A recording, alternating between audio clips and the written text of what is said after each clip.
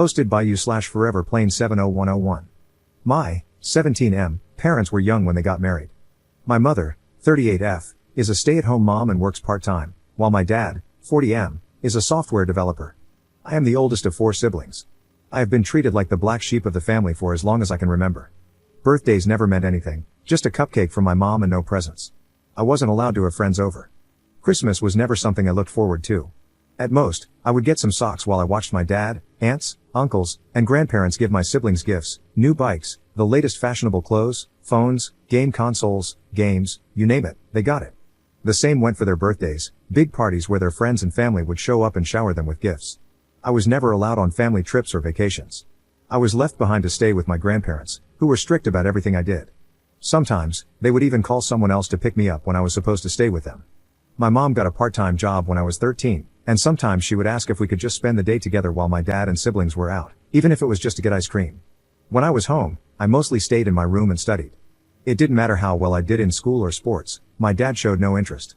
I was able to earn some money by tutoring, and I eventually managed to get a part-time job at a food court and a grocery store, which meant I spent less time at home. Over the years, my mental health got worse and worse because I was trying to maintain good grades, perform well in sports, and work 2 part-time jobs. My mom helped me find a therapist, who has been a great help. Yesterday, I came home from work late, tired, and just wanting to go to bed. I opened the door to hear my mom arguing with my dad and aunt in the living room. I could hear my aunt saying that I should be more grateful toward my dad. Then they saw me standing in the doorway and stopped talking. My mom and dad looked like they had seen a ghost, while my aunt announced, "And in comes the bastard." I was shocked to hear her say that. I knew she didn't like me and mostly ignored me when we were in the same room, but I got angry and just asked her to repeat what she had said. My dad quickly stopped her, but no, I wanted to know what I should be grateful for. So I asked what was going on. No one said anything for a while, so I asked again, grateful for what? Being ignored, neglected, abandoned, while my siblings are spoiled and get to play happy family with dad? As soon as I said dad, my aunt shouted that I was not his son. I was shocked by what she said, and I asked my dad if it was true. He looked at me and just said, "I'm sorry." I didn't know what to say. I looked at my mom, and she said nothing. I went to my room and just started crying. Later, my mom found me on the floor, shaking and crying. She helped me up and stayed with me until I fell asleep. I woke up this morning and called in sick. I barely left my room today. I just feel like everything I've done to make the man I call dad proud, or just to get him to acknowledge me, has been a waste of my life. I wish I had known years ago. Edit. After I put up this post, I had to get out of the house. I wanted to be alone for a while, and the thoughts of ending things became too hard to ignore. So, I called my best friend, and he picked me up. We went for a drive, and I told him what had happened yesterday. He just listened while I cried and told him everything. He already knew my father was like this, but not the extended family. I had never seen him so angry before. He had to pull over to calm himself down. I showed him the post, and he was silent for a while. After a few minutes, he told me that no matter what, I was his best friend, and he asked if it would be okay for him to maybe talk to his parents about me staying at his place for some time. I said yes. He dropped me off at home, and we got out of the car and talked for a bit. Before he left, he gave me a hug and said that whenever I felt alone, I should give him a call. When I entered the house, I ignored everyone. First, I would like to thank everyone for your comments. Though I have not responded, I have read through all of them. They have not only been helpful in helping me see things differently, but they have also encouraged me to stay strong until I can move out. You are right, this man is not my dad or father, and I will no longer see him as such. I will try to get some answers about why I am being abused, why no one told me anything all these years, and most importantly, who my real biological father is. Is he alive? Does he know I exist? To clarify one thing, I have no idea who anyone on my mother's side of the family is, and therefore, there is no contact with them. My 18th birthday is at the end of the summer, and I plan to move out that day, or even sooner, if I have the opportunity to do so. Commenter. So sorry to hear that. I can't imagine what you've been through or are going through. You do seem like a good kid, your whole life is ahead of you, and I'm sure good things await. You'll come out of this stronger and wiser. Didn't your mother and her husband say anything to you after you got home? Didn't they try to stop you from going to your friend or at least talk to you about this? Ops response. When I left, I didn't say anything. I just texted my mom that I was out and would be back later. When I got home, my mom tried to say something, but I ignored it and went to my room. She came to check on me later and asked if I'd like to come down for dinner, but I declined and said I wasn't hungry. She stayed for a while and tried to get me to open up. I just asked why she never told me that he wasn't my father. She didn't answer the question and just said how sorry she was that I had to find out this way, and then she left. Update 4 days later. So, a lot has happened in these past few days, and I am conflicted about many things right now. However, I am hopeful that I can start to heal mentally. Also, sorry for the long post. On Thursday, before I left for work at the grocery store, my father, whom I will refer to as K, called out to me. I responded by saying, yes, his first name.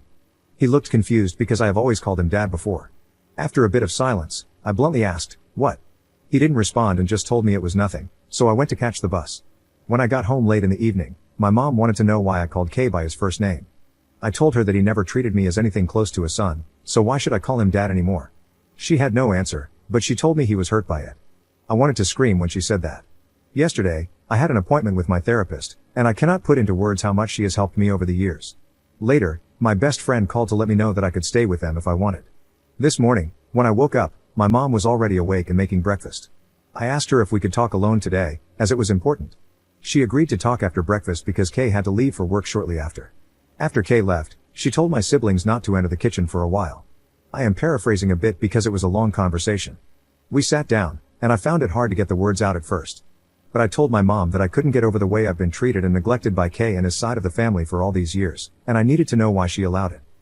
At first, she tried to dodge the question and gave me the same answers as always. But I didn't give in and told her that this was important to me. Again, she tried to dodge it, so I told her that I couldn't do this anymore. I was going to pack up some of my things and move out, and until she was ready to tell me the things I needed to hear, we would not be on speaking terms. She started to tear up and just kept saying, "I'm so sorry," over and over. It hurt me in that moment to see my mom cry, but I tried my hardest to keep my emotions in and asked her again, why? After some time, when she calmed down, she told me what happened. When she was 20 and in university, she had a boyfriend whom she had been with for 3 years. They shared an apartment along with his best friend. One night, they went out clubbing and got into an argument because she wanted to stay, but her boyfriend wanted to go home. He left, and both she and his best friend were really drunk. That night, she cheated on her boyfriend with his best friend at the club. The next day, she woke up and realized what she had done. After a few days, she and the best friend confessed to the affair, and her boyfriend broke up with her. Her ex contacted her parents and told them what she had done. Her parents were furious and told her she was not welcome back home, cutting off all financial support. She had to move out, lost a lot of friends, and had nowhere to stay. She ended up living in her car for a while. When she found out she was pregnant, she didn't know what to do. She went back to the apartment to find that her ex and his best friend no longer lived there. She tried calling and texting them, but they didn't pick up or respond to her messages.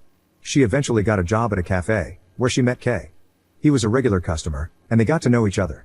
Kay asked her out, and even though she told him she was pregnant, he didn't care at the time. However, Kay's parents were not happy that their son was dating a pregnant woman and a cheater and threatened to cut him out of their lives. Kay got scared and was going to break up with her, but she begged him not to and promised to be the perfect wife and have his kids. They made plans to get married soon after I was born. Kay never showed any interest in me when I was born, but my mom lived with the hope that one day he would. After hearing all of this, I didn't know what to say for a while. After thinking for a moment, I asked if she had ever tried to contact my possible biological father. She said no, but based on the timeline, her affair partner was most likely my biological father, though she couldn't be 100% sure. I asked if she had ever tried to reconnect with her family. She said she tried when she was about to get married, but her parents, siblings, aunts, and uncles didn't want to see her, so she gave up. I asked her why Kay was hurt by me calling him by his first name. She told me he had been seeing a therapist for the last 2 years because he had been suffering from depression and guilt. This surprised me. She said it started when I was 15. I had come home after a handball game, where we won, and I was awarded man of the match. I was so happy and excited to tell them about it. My mom was, of course, happy for me, but Kay just told me to put the award with the others in my room. I started crying in front of him and asked why he hated me. He didn't reply, so I went to my room and cried all night. After that, Kay felt a sadness that wouldn't go away, it only grew. My mom eventually convinced him to see a therapist. Over time, the therapist got through to him, and for the past few years, he's been living with this guilt. When I called him by his first name, he realized he had lost me. The next question I was afraid to ask, but I asked if he had ever abused her. She told me he had never abused her and that Kay had only ever loved her.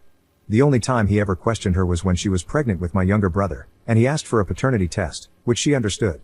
When it came back positive, he apologized and never questioned her again. The last question I asked was why I was left with people who abused me physically, mentally, and emotionally while they went on trips and vacations. She was shocked to hear about the physical abuse and asked me what had happened. I told her that I never said anything at the time because I was afraid of Kay's family members when it happened. I told her everything I could remember, but here are some of the things they did. My grandparents would scold me loudly and hit me when I was younger. My aunt never spoke to me unless she needed a favor, only to then go back to ignoring me and telling me to stay in the guest room. When I was 14, my father took the family on a 2-day trip to Croatia but left me with his older brother. His brother asked me to go to the store to buy some things, and of course, I said yes. When I came back, he opened the door, took the bags, and locked me out of the house. I sat there crying until they had all finished their dinner. Then he let me in. My mom cried the whole time while I told her everything. She told me how sorry she was.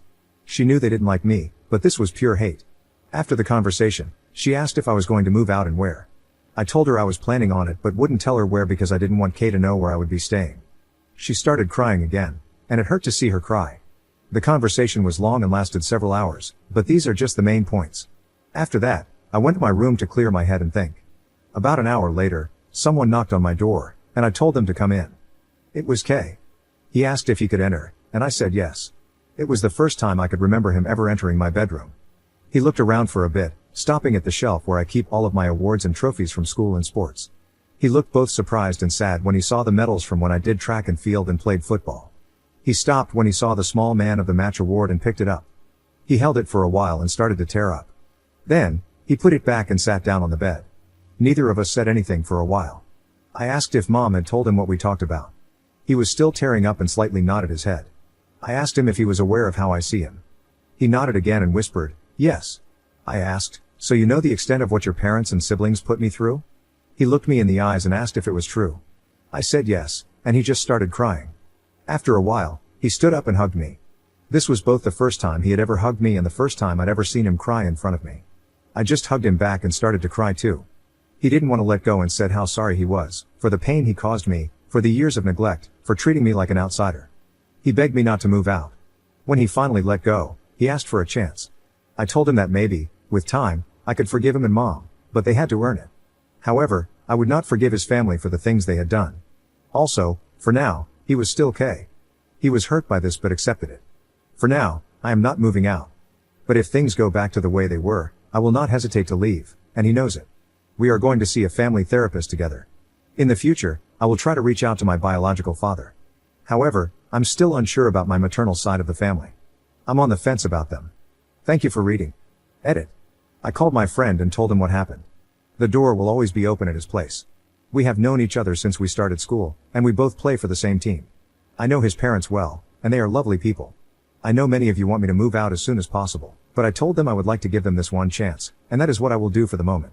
Honestly, I am not scared that things will just go back to how they have been. I have been saving all of my money since I started working. To those who have been sending virtual hugs, here's a virtual hug back, and thank you. Thank you for all the comments and support. Commenter. What are they going to do about your stepfather's family's abuse? Are they going to call them out on it? And how do your other siblings treat you, obviously with the exception of your sister, who seems to love you? Ops response. Kay and Mom have spoken to my siblings, letting them know that, from now on, his side of the family will not be allowed to visit anymore for the foreseeable future. They were surprised at first, but Kay explained what happened. My brothers didn't know what to say, but my sister got really angry at Kay and Mom. I had a talk with my siblings about how hurt I was by my strained relationship with my brothers because we used to be a lot closer.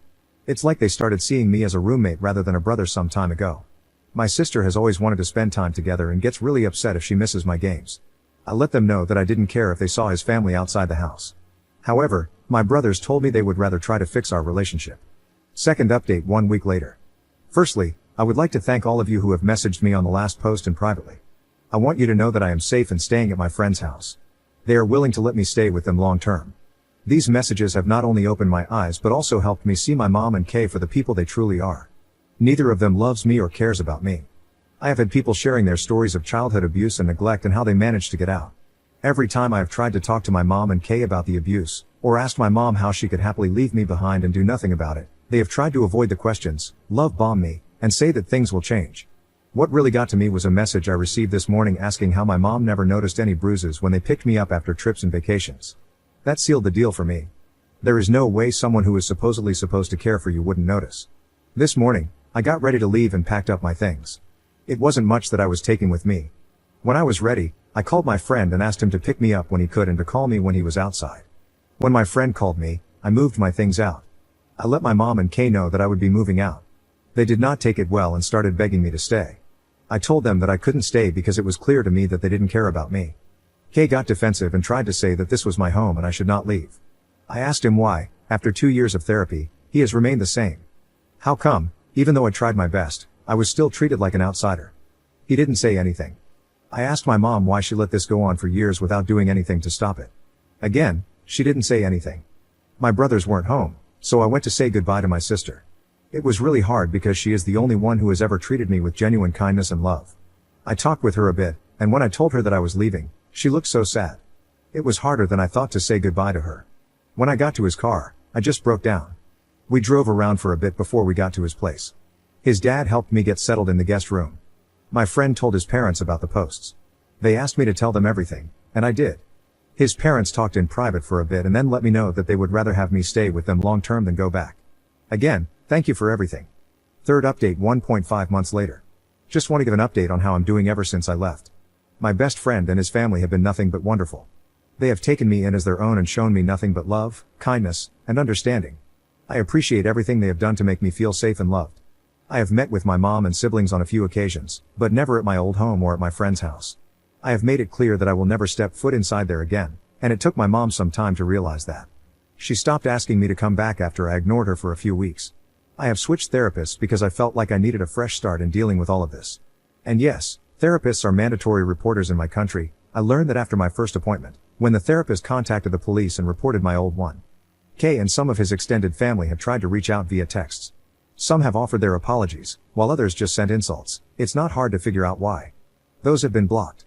To those who apologized, K's parents, brother, and his family, I replied with a simple, I accept your apology, but I do not forgive you.